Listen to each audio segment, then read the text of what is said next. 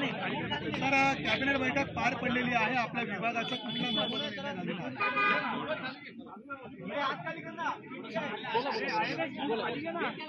आहे? आज कॅबिनेटमध्ये माझ्या विभागातर्फे एक प्रस्ताव सादर करण्यात आला होता. त्यामध्ये प्रामुख्याने जे 1 लाख रुपये कर्ज घेतात किंवा 2 लाख रुपये कर्ज घेतात त्यांना जे काही हमी लागत होती त्या हमीमध्ये सर्वात महत्वाचं म्हणजे शासकीय कर्मचाऱ्यांचा त्यांचा गॅरंटर म्हणून त्याचा जो काही समावेश केला गेला होता तो शासनाने आज त्यांना अत्यंत शेवटच्या क्षणात म्हणजे पहिला त्यांचं गॅरंटर असणं आवश्यक नाही असं सांगितलेलं आहे.